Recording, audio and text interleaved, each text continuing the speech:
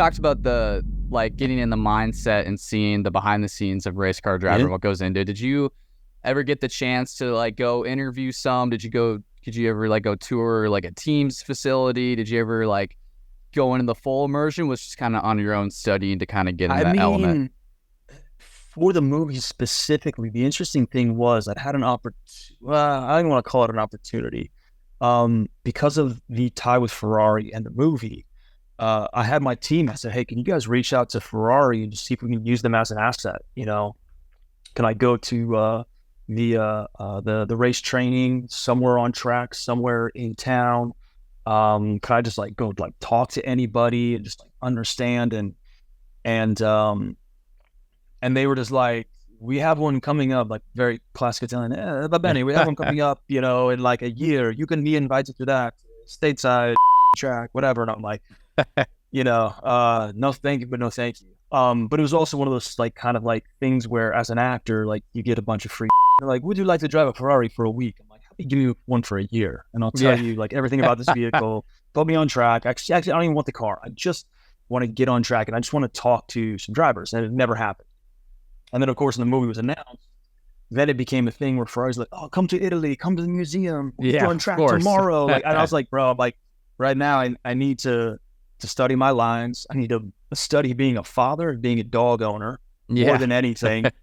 And the racing part was like a month previous for me. So I, to answer your question, Ben, it was more like I just started watching interviews, trying to find documentaries. I remember I was popping on the Ayrton Senna documentary, Senna, quite a bit, just to understand who he was and his approach on driving from like a purist sense and ultimately just like the discipline behind it, but then seeing at the same time, let's say from the point of view of that documentary, the politics behind it. And, and again, like the easiest thing for me to connect to is, a similar experience. So like, I understand the politics of Hollywood and how difficult racing could be and having their own politics. So it's just kind of pulling something similar from my life into the life of the character that I'm playing and building it out from there. But, understanding my own discipline, my own drive, I could just like plug that into Denny Swift and what he was going after for his racing career. So like I it's funny, like I didn't really get a chance to like speak with many like racing drivers or anything. And it was just like, let me just build this character. Let me just kind of like, understand him emotionally.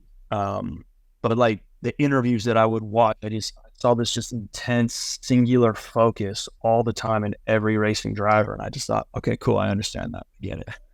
I mean, you did a great job with it for sure. I think. Thanks, man. What's interesting, comparing the two worlds, right? Good. I think I've kind of realized this. There's a lot of odd similarities between our worlds. I would say the Hollywood world, whether it's the political side of things, whether you have to be right place, right time, right situation, whether it's the people around you. Like, I guess after kind of like, obviously we've been friends now for a while and you kind of know a little bit about what goes on more on the IndyCar side of things at a bit of a deeper level. But do you see that type of comparison? Have you gained like a different understanding of the IndyCar racing world now that after we've kind of been chatting and kind of see how those worlds compare a little bit? I mean, the thing that, I know is definitely there, but I haven't quite been, I haven't, I guess, immersed myself in, but I know it's just a massive part of the success of a singular is the team, or the people that are behind it. A lot of actors get attention. A lot of actors get the acclaim. A lot of actors get the, spotlight shown on them. But really, it's a team sport. The actors there performing and doing what they do. But, if the makeup's not right, if the hair's not right, the costume's not right, the lighting, the camera, the props, things like that. If like that stuff that the team is doing together as a moving unit is not right, there will be no success for the group, but also for the individual. So, knowing how big, like, or how many people are in a pit, and then how many people are back at staging, and how many people are like in the garage, that how many engineers are deep background somewhere, and how many sales executives are there. They're getting all the sponsors to get the money that goes into each and every race and sticker on a car and all of that. It's like, they're just massive teams, massive movements, and you got to have lead time and also like post time.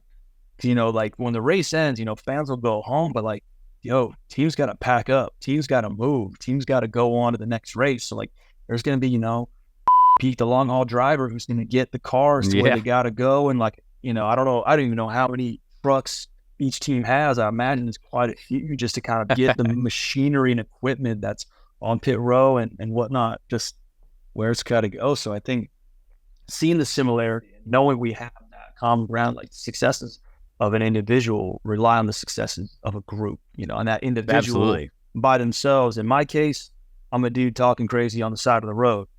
You know, you're anybody driving on the highway. You know, but when you put the teams around either of us, or you put us within the context of a team, then you can really go somewhere.